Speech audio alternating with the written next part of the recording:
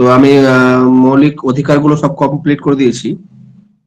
তারপরে আমাদের সংবিধানের ধারা অনুসারে যদি দেখি তাহলে দেখবো যে নির্দেশমূলক নীতিগুলো আছে, কিন্তু যেহেতু মৌলিক অধিকার এর সাথে মৌলিক কর্তব্য সম্পর্কযুক্ত, তো সেই জন্য আমি মৌলিক অধিকারের পরে এই কর্তব্যগুলো শেষ করে নিয়ে তারপরে নীতিগুলি আলোচনা করব। তো অধিকার কি, সরি কর্তব্য কি? তো কর্তব্য হচ্ছে কোনো কিছু আহ, দায়িত্ব। তো দায়িত্ব পালনকে কর্তব্য বলছে। কালকে আমি বলেছি যে প্রত্যেক ব্যক্তির নির্দিষ্ট কোনো না কোনো দায়িত্ব থাকে। ব্যক্তি না, সমাজের প্রত্যেক জীবের নির্দিষ্ট দায়িত্ব থাকে এবং সেই দায়িত্ব পালনের মাধ্যমেই তার যে মৌজুদি বা তার উপস্থিতি, সেই উপস্থিতি আমরা বুঝতে পারি। এরকম একজন পরিবারের সদস্য হিসাবে আমাদের দায়িত্ব থাকে, একজন শিক্ষক হিসাবে আমাদের দায়িত্ব থাকে, একজন ছাত্র হিসাবে আমাদের কিছু দায়িত্ব কর্তব্য থাকে। তো এই দায়িত্ব এবং কর্তব্যের উপর ভিত্তি করেই সমাজটা কিন্তু সুস্থ, স্বাভাবিক ও সুন্দর হয়ে ওঠে। আর সেই কারণেই এখানে আমরা দায়িত্ব বা কর্তব্যের উপরে জোর দিয়েছি। আর আমরা সংবিধানে যে সমস্ত অধিকারগুলো ভোগ করি বা সুযোগ সুবিধাগুলো ভোগ করি, সেগুলো ভোগ করা তখনই সম্ভব হবে যখন প্রত্যেকে নিজের নিজের কর্তব্য পালন করবে। অর্থাৎ কর্তব্য পালনের উপরে অধিকার নির্ভর করে। অন্য জন যদি কর্তব্য সঠিকভাবে পালন করে তাহলে আরেকজন সে অধিকার ভোগ করবে। আর প্রত্যেককে যদি অধিকারের উপরে বেশি জোর দেয়, অধিকার ভোগ করতে চায়, কর্তব্য পালন না করে, তাহলে কিন্তু সে অধিকার সঠিকভাবে পালন করা সম্ভব নয়। তাই বলছে যে অধিকার এবং দায়িত্ব বা কর্তব্য একে অপরের পরিপূরক। তো যাই হোক, পৃথিবীর বেশিরভাগ গণতান্ত্রিক দেশ, সেই গণতান্ত্রিক দেশগুলোর মধ্যে America, France, Germany, Australia, Canada, এই সমস্ত দেশে কিন্তু এই মৌলিক কর্তব্য সেগুলো কিন্তু সংবিধানে যুক্ত নেই, বা তার জন্য আলাদা করে যে ধারা বা তালিকা এরকম থাকবে, এরকম কিছু নাই। এই ধরনের যে মৌলিক কর্তব্যের চিন্তা ভাবনা সমাজতান্ত্রিক দেশগুলোতে বেশি লক্ষ্য করা যায়। বিশেষ করে চীনে যদি আমরা দেখি তাহলে সেখানে নাগরিকদের মৌলিক কর্তব্যের কথা উল্লেখ আছে। তবে জাপান জাপান গণতান্ত্রিক দেশ হলেও সেখানে কিন্তু মৌলিক কর্তব্যের জন্য একটা পৃথক তালিকায় লিপিবদ্ধ করা আছে, যেটা আমাদের ভারতবর্ষের ক্ষেত্রে আমরা দেখতে পাই। ভারতবর্ষে যে মৌলিক কর্তব্য, সেই মৌলিক কর্তব্যের যে চিন্তা ভাবনা, সেই চিন্তা ভাবনা কোথা থেকে আসলো? পূর্বতন সোভিয়েত ইউনিয়ন। সেই পূর্বতন সোভিয়েত ইউনিয়নের অনুকরণে ভারতের যে চতুর্থ অধ্যায়, সেখানে একটা অংশ যুক্ত করা হয়েছে যেখানে মৌলিক কর্তব্য সম্পর্কে আলোচনা করা হয়েছে।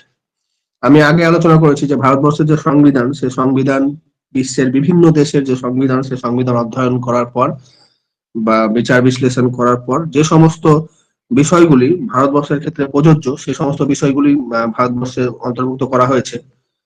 তো এই জন্য অনেকে যদিও এটাকে কপি পেস্ট বলেছে, তো আর একটা প্লাস পয়েন্ট হচ্ছে যে এই যে বিভিন্ন দেশের ভালো দিকগুলো আমরা আমাদের ভারতবর্ষের পরিবেশ পরিস্থিতির ক্ষেত্রে বা রাজনীতি, সামাজিক বিভিন্ন অবস্থার পরিপ্রেক্ষিতে এই যে বিষয়গুলো আমরা অন্তর্ভুক্ত করেছি।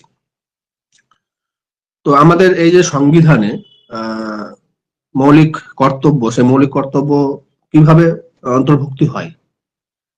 যদিও আমরা জানি যে মূল যে সংবিধান 1949 সালে 26শে জানুয়ারি যে সংবিধান গ্রহণ করা হয়েছিল এবং 1950 সালে 26শে নভেম্বর গ্রহণ করা হয়েছিল এবং 1950 সালে 26শে জানুয়ারি কার্যকারী হয়েছিল, যেটা আমরা প্রজাতন্ত্র দিবস বলি, সেই সংবিধানে কিন্তু এই মৌলিক কর্তব্যগুলো লিপিবদ্ধ ছিল না। যদিও স্বাধীনতার আগে থেকেই এই মৌলিক কর্তব্য নিয়ে আলাপ আলোচনা চর্চা হয়েছে। আমরা এখানে দেখতে পাচ্ছি যে 1931 সালে কংগ্রেসের যে করাচি অধিবেশন, সেই করাচি অধিবেশনে নাগরিকদের অধিকারের সাথে সাথেও মৌলিক কর্তব্যের কথা আলাপ আলোচনা হয়েছিল বা উঠে এসেছিল। আবার আমাদের জাতির জনক বলি আমরা মহাত্মা গান্ধী, সে মহাত্মা গান্ধীও কিন্তু বিভিন্ন সময় তার সামাজিক এবং অর্থনৈতিক কিছু দায়িত্বের কথা তিনি বলেছেন, অর্থাৎ কিছু কর্তব্য প্রত্যেক নাগরিককে পালন করতে হবে। যাই হোক, মূল সংবিধানে এটা ছিল না, কিন্তু ইন্দিরা গান্ধী সরকার যখন ভারতবর্ষে এমার্জেন্সি জারি করে প্রায় 2 বছর 1975 থেকে 77 সাল পর্যন্ত আভ্যন্তরীণ জরুরি অবস্থা ভারতবর্ষে চলে। আর সেই সময় ইন্দিরা গান্ধী সরকার অনুভব করেছিল যে ভারতবর্ষে যে সমস্ত অধিকারগুলো দেওয়া হয়েছে তার সাথে সাথে কিছু কর্তব্য যুক্ত করা দরকার। এই অনুভব থেকে ইন্দিরা গান্ধী সরকার কি করলো, একটা কমিটি নিযুক্ত করালো। সে কি কমিটি? স্বর্ণ সিং কমিটি।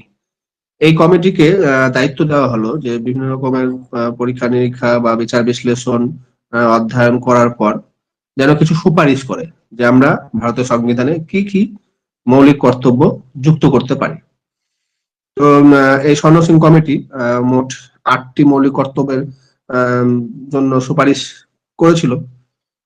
যদিও আমরা দেখি পরে ভারতবর্ষের সংবিধানে 10টি মৌলিক কর্তব্য যুক্ত করা হয়েছে। শোনা যাচ্ছে? কোনো ডিস্টারবেন্স আজকে? না দাদা, শোনা যাচ্ছে, একদম ক্লিয়ার শোনা যাচ্ছে। বাহ।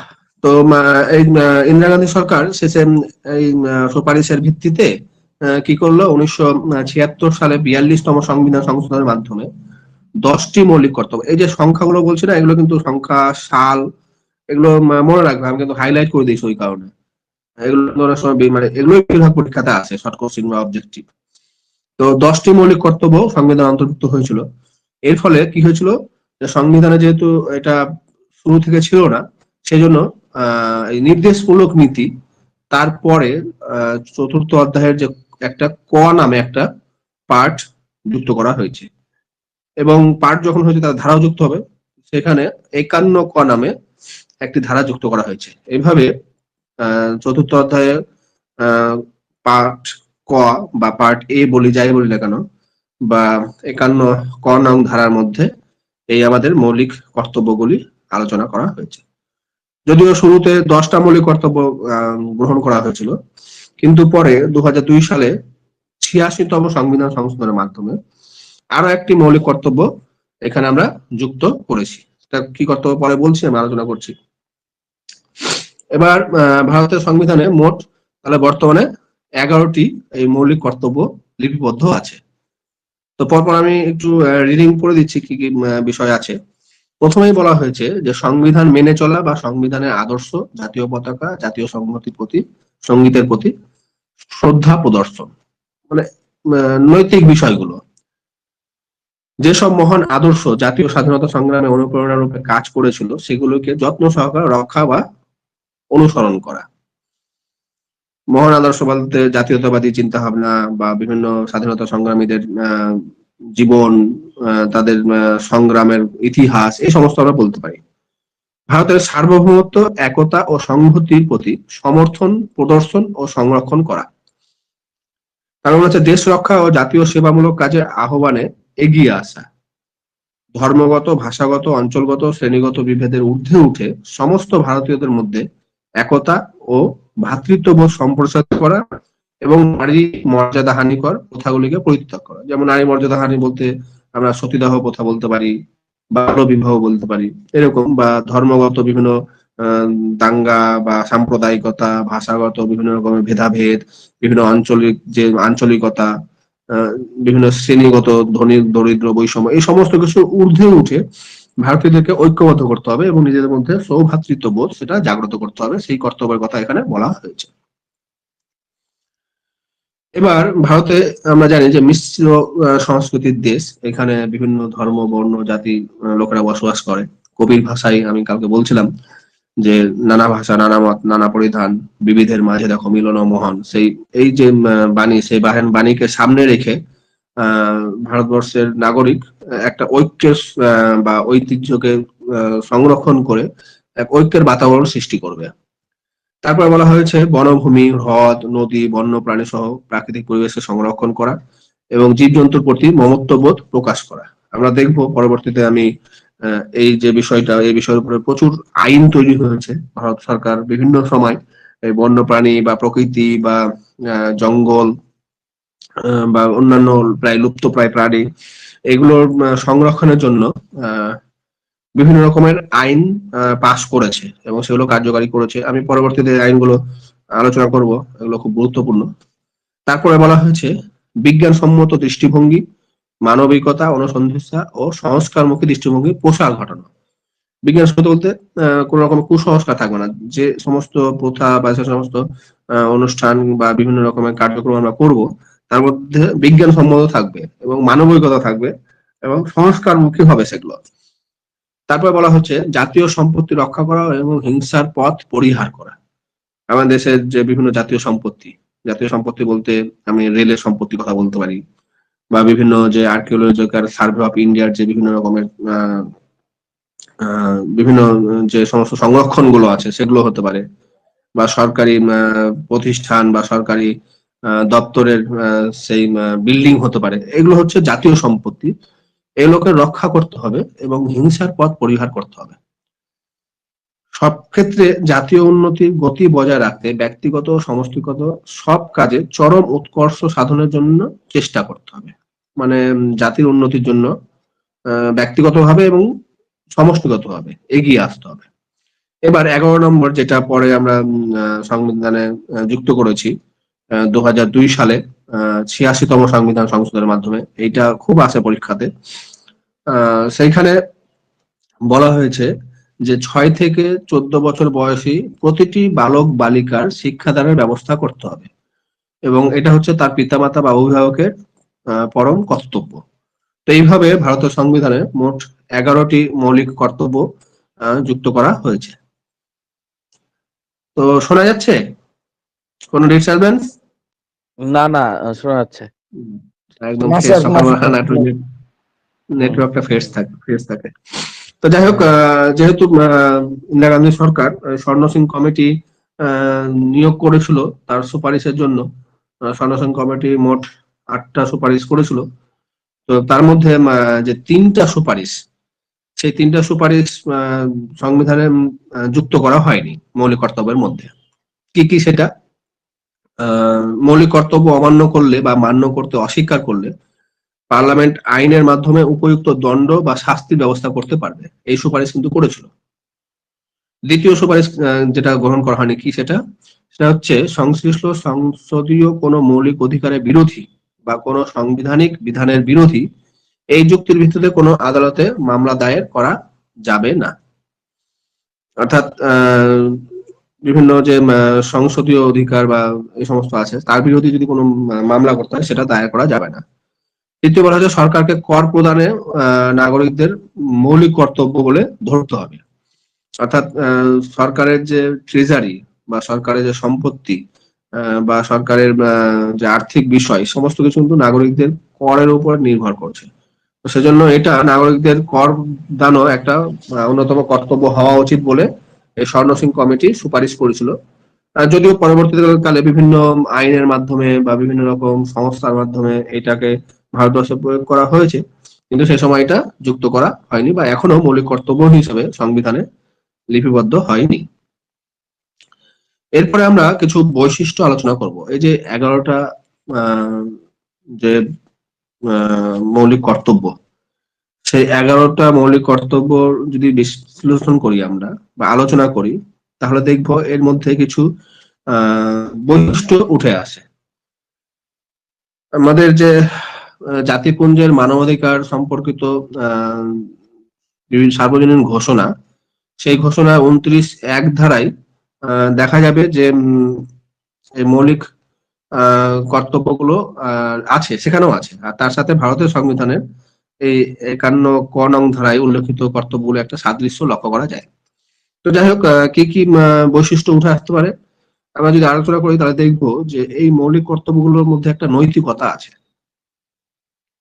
আমাদের দেশের জাতীয় সংহতি বজায় রাখতে হবে, আমাদের জাতীয় পতাকাকে সম্মান করতে হবে, জাতীয় সঙ্গীতের প্রতি শ্রদ্ধা প্রদর্শন করতে হবে। এই যে জাতীয়তা বোধ বা দেশাত্মবোধ, সেই দেশাত্মবোধের মধ্যে একটা নৈতিকতার মাধ্যমে ভারতের নাগরিক, ভারতের জনগণ এগুলো কিন্তু মেনে আসে। আরো দেখবো যে আমাদের দেশের যে পরম্পরাগত বিষয়গুলো, সেই বিষয়গুলো কিন্তু এখানে উঠে এসেছে। যেরকম ভারতীয় ঐতিহ্য, পৌরাণিক কাহিনী বা ধর্ম বিশ্বাস, সভ্যতা সংস্কৃতি, অর্থাৎ ভারতীয় যে জীবনধারা, সেই জীবনধারার যে আদর্শ, সেই আদর্শগুলো এখানে দেখতে পাই আমরা। আমাদের ভারতীয় সংস্কৃতি বা ভারতীয় পরম্পরার আদর্শ কি, আমরা অধিকারের সাথে সাথে মানে কর্তব্যকে বেশি আহ প্রাধান্য দিচ্ছি। এখানে দেখা বলা আছে যে অধিকার নয়, কর্তব্যই হলো ভারতীয় দর্শনের মূল কথা। এই কর্তব্য পালন করতে গিয়ে আমরা ভারতের প্রচুর ইতিহাস দেখতে পাই। যদি আমরা এখানে রামায়ণের কথা বলি, তারা দেখবো যে কর্তব্য পালন করতে গিয়েই পিতার ছেলে মানে পুত্রের কর্তব্য পালন করতে গিয়ে কিন্তু সেই ভগবান রামচন্দ্র 14 বছর বনবাসে গিয়েছিল। তো কর্তব্যকে কতটা মহত্ব বা গুরুত্ব দেওয়া হয়েছে আমরা দেখেছি যে বিভিন্ন সময় ভারতবর্ষের ইতিহাসে যে নিজের কথা রাখার জন্য জীবন চলে যায়, হ্যাঁ প্রাণ যায়, মগর বচন না যায়, এই যে বাণী, এইটা হচ্ছে আমাদের এই কর্তব্যের মধ্যে উঠে এসেছে। আহ এখানে এটা পরমাণু এখানে বৈশিষ্ট্যগুলো হবে। তো যাই হোক, এই যে আমরা দেখতে পাচ্ছি এটা হচ্ছে ভারতীয় নাগরিকদের জন্য। এই যে কর্তব্যগুলো শুধুমাত্র ভারতীয় নাগরিকরা বা নাগরিকদের ক্ষেত্রে প্রযোজ্য। আহ আমরা যখন অধিকার আলোচনা করেছিলাম 3য় অধ্যায়ে বিভিন্ন ধারাতে, সেখানে দেখেছিলাম যে কিছু কিছু অধিকার ছিল, সেই অধিকারগুলো আহ বিভিন্ন নাগরিক এবং বিদেশি সকলের ক্ষেত্রে প্রযোজ্য ছিল। কিন্তু এই কর্তব্য পালন বিদেশির ক্ষেত্রে বাধ্যতামূলক নয়, বিদেশিরা এই কর্তব্য নাও পালন করতে পারে।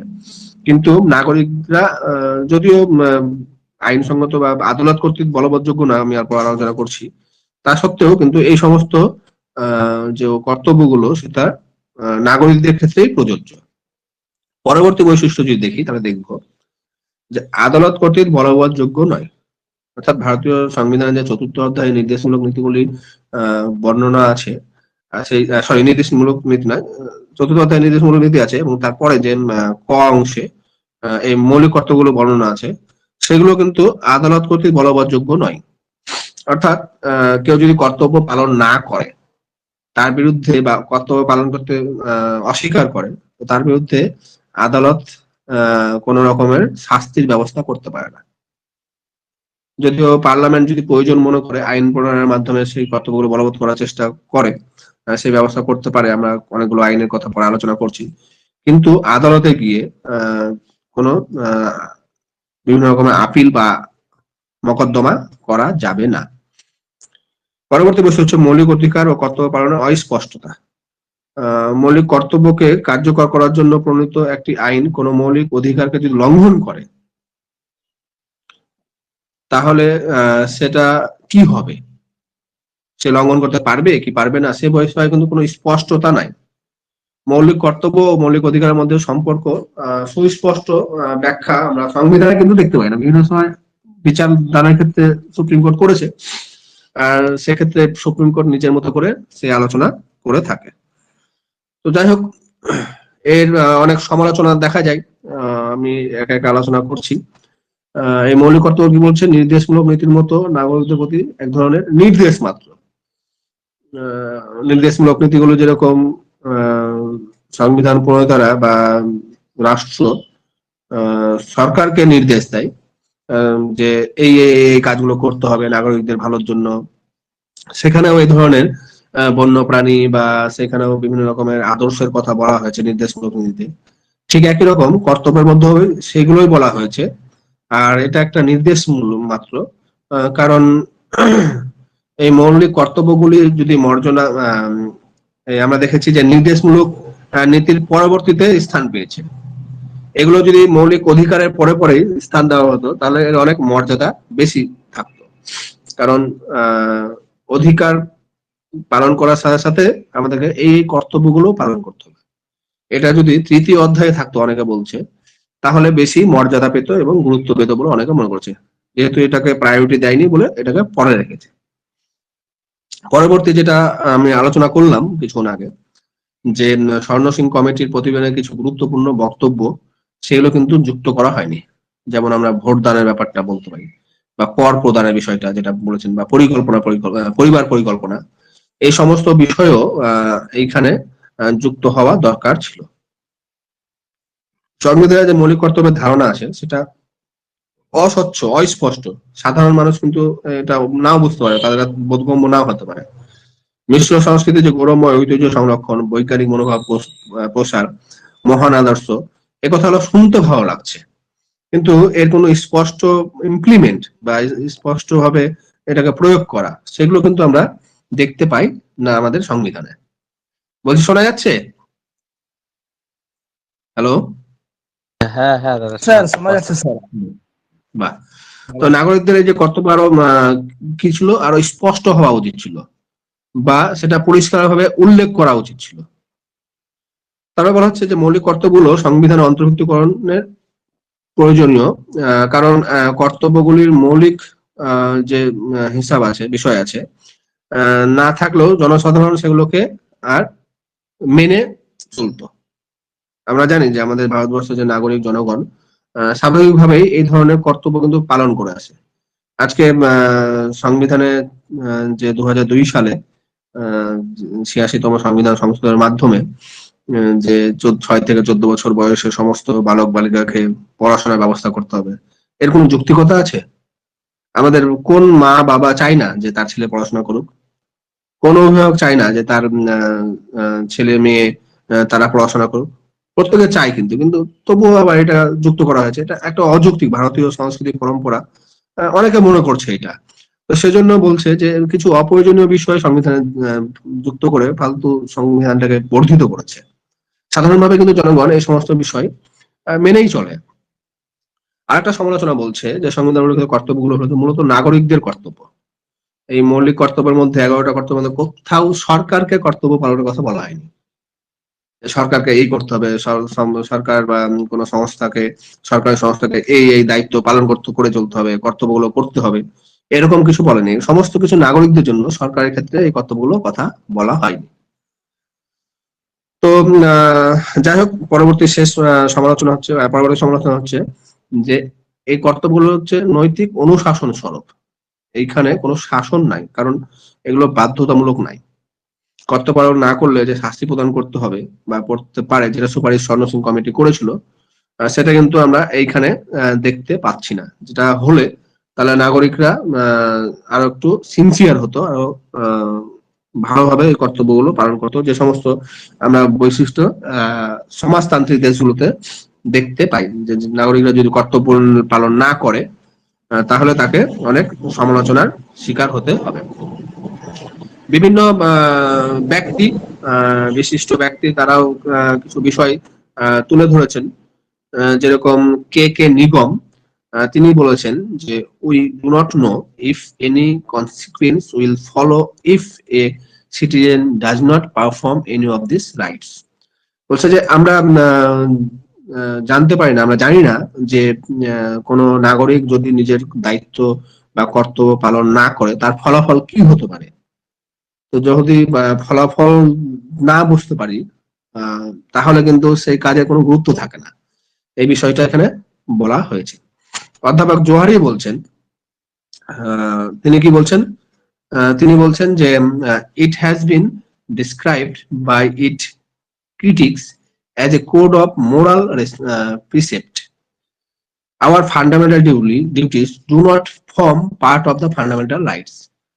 মানে আমাদের যে অধিকার, মৌলিক অধিকার, সে মৌলিক অধিকারের সাথে ফান্ডামেন্টাল ডিউটি গুলো কিন্তু অতটা যুক্তিযুক্ত মানে নয় আর কি। তারপর বলা হচ্ছে সংবিধান বিষয় সুভাষী কশ্যপ। আমরা জানি সুভাষী কশ্যপের একটা বই আছে, যেটা তোমরা নিতে পারো। সেখানে সংবিধানের সুন্দর ব্যাখ্যা দেওয়া আছে। আওয়ার কনস্টিটিউশন বা আমাদের সংবিধান, যে বইটা আমি মাঝে মধ্যে ফলো করি। তো সেই বইয়েতে তিনি কি বলছেন, like the duties of the state under the directive principle, the duties of citizen also cannot be enforce by court. বলছে যে নির্দেশমূলক নীতির মতো এই কর্তব্যগুলো কিন্তু কোর্ট দ্বারা বলবৎ নয়। There is no provisions in the constitution for ensuring their complaints or for punishing their violence. বলছে যে সংবিধানে কোথাও এই ধরনের প্রভিশন নাই যেখানে বলা হয়েছে যে এই সমস্ত কর্তব্যগুলো যদি ভায়োলেশন করে কেউ, তার জন্য যে কোনো রকম পানিশমেন্ট করা হবে বা কমপ্লেন করার ব্যবস্থা, সেগুলো কিন্তু ভারতের সংবিধানে নাই। সেই জন্য এরা বলছে যে এই মৌলিক কর্তব্যগুলো ততটা যুক্তিযুক্ত নয়। যুক্তিযুক্ত না থাকলেও এর কিছু তাৎপর্য আছে, আর সেই কারণে কিন্তু আমাদের সংবিধানে এগুলো যুক্ত করা হয়েছে। তো কি কি সেই তাৎপর্য? তো তাৎপর্য বলতে ওখানে বলা হয়েছে যে সাম্প্রতিককালে পরিবেশ সংরক্ষণের উপর জোর দেওয়া হয়েছে। আমরা জানি যে বিভিন্ন রকমের বৃক্ষরোপণ বা সমাজসেবামূলক কাজেও যদি আমরা দেখি, তাহলে পরিবেশকে সংরক্ষণে প্লাস্টিক বর্জন এই ধরনের একটা সচেতনামূলক বা ক্যাম্পেইনিং আমরা দেখতে পাই। তো এই দৃষ্টিতে যদি আমরা দেখি তাহলে দেখবো যে এই যে বন্য প্রাণী শিকার বন্ধ করা, বা কিছু লুপ্তপ্রায় প্রাণী তাদেরকে নিয়ে ব্যবসা করা বন্ধ করা, এরকম কিছু নির্দেশ সরকার বা সুপ্রিম কোর্ট বিভিন্ন সময় দিয়েছে। এখানে উত্তরপ্রদেশের কিছু কিছু বিশেষ কিছু অঞ্চলে এই ধরনের বাধ্যবাধকতা একদম স্ট্রিক্টলি করা হয়েছে। আর সেই কারণে যদি আমরা দেখি যে 1927 সালে সচ্চিদানন্দ বনাম পশ্চিমবঙ্গ রাজ্য মামলায় কিছু এলাকা সংরক্ষণের ব্যবস্থা করা হয়েছে, যেখানে বিভিন্ন রকমের রেস্ট্রিকশন করা হয়েছে। এই প্রসঙ্গে আমরা যদি বলি তো 1972 সালে the world life protection act এবং 1980 সালে দ্য ফরেস্ট কনজারভেশন অ্যাক্ট, এই অ্যাক্ট গুলো আমি পরে বলছি সেখানে কি বলা হয়েছে। তো এই যে বিষয়টা বন্যপ্রাণী সংরক্ষণ বা তোমার প্রথম আইনে কি বলা হয়েছে যে এই 2072 সালে দ্য ওয়ার্ল্ড লাইফ প্রোটেকশন অ্যাক্টে কি বলা হয়েছে যে দুষ্প্রাপ্য ও অবলুপ্ত প্রায় প্রাণী নিয়ে ব্যবসা বাণিজ্য করা যাবে না। আর 80 সালের যে ফরেস্ট অ্যাক্টে কি বলা হয়েছে, সেখানে বলা হচ্ছে বনাঞ্চলে বেআইনি ধ্বংস করা যাবে না, যখন তখন যে ইচ্ছা হলো গাছ কেটে দিলাম এগুলো করা যাবে না। এবং যে সমস্ত এলাকা বনভূমি নামে পরিচিত সেখানে অন্য কোনো কাজে ব্যবহার করা যাবে না। এখানে আমরা বিল্ডিং তৈরি করলাম বা এরকম কিছু করলাম, সেগুলো কিন্তু করা যাবে না। আরো বলা হয়েছে যে মৌলিক কর্তব্যের উপস্থিতি দেশের মানুষকে রাষ্ট্রবিরোধী ও সমাজ বিরোধীর মতো দুষ্কর্ম থেকে সতর্ক করে। আমরা এখানে যে আদর্শের কথা বলছি, জাতীয় পতাকা পোড়ানো, জাতীয় সঙ্গীতের প্রতি অবমাননা করা, সরকারের সম্পত্তি ক্ষতি সাধন প্রভৃতি অপকর্মের ব্যাপারে মানুষ কিন্তু সাবধান হয়েছে। এই বিষয়গুলো যখন কর্তব্যের মধ্যে এসছে আলাপ আলোচনা চর্চার মাধ্যমে, মানুষের মধ্যে একটা জাগরণ ঘটেছে যে না, আমাদের কিন্তু এগুলো মেনে চলতে হবে। তারপর বলা হচ্ছে যে দায়িত্ব কর্তব্য জনসাধারণের মধ্যে উৎসাহ উদ্দীপনা বা শৃঙ্খলা বোধ, দেশবাসীর প্রতি অঙ্গীকার বোধ, এই সমস্ত কিছু জাগ্রত করেছে। এর দ্বারা জনগণ অনুভব করেছে যে জাতীয় লক্ষ্য উপনীত হওয়ার ব্যাপারে আমাদের অংশগ্রহণ গুরুত্বপূর্ণ। অর্থাৎ প্রত্যেক নাগরিক যদি তার কর্তব্য পালন করে তাহলে সেই জাতির কিন্তু উন্নতি সম্ভব।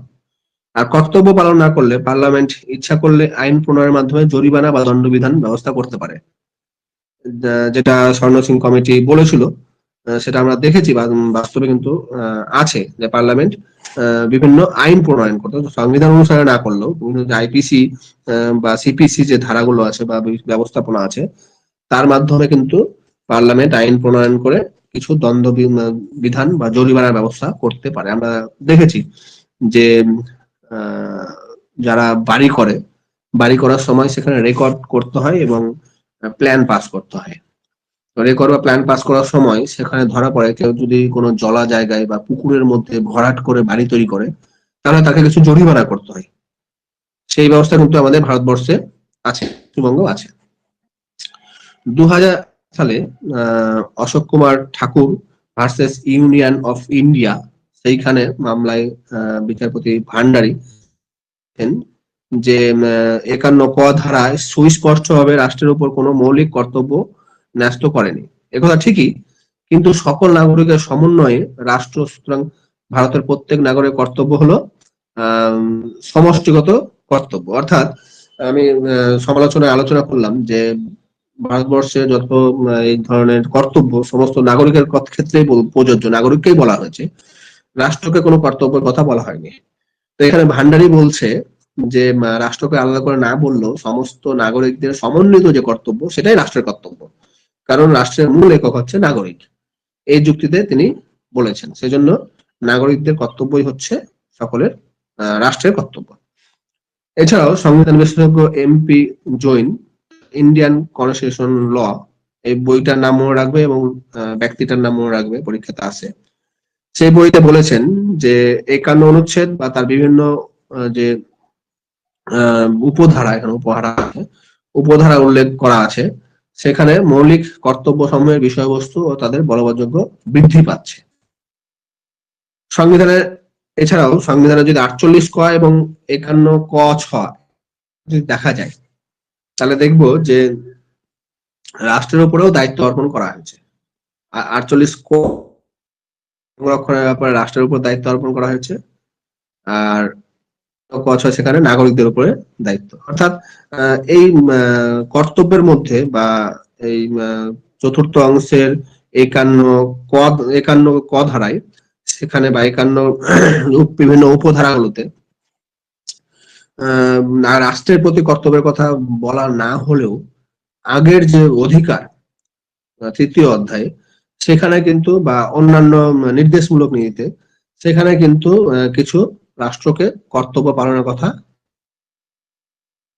এবার যে মৌলিক কর্তব্য সংক্রান্ত বিভিন্ন আইন, সেই আইনগুলো খুব গুরুত্বপূর্ণ।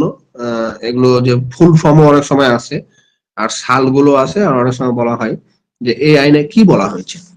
তো যাই হোক, আমি পরপর আইনগুলো আলোচনা করছি।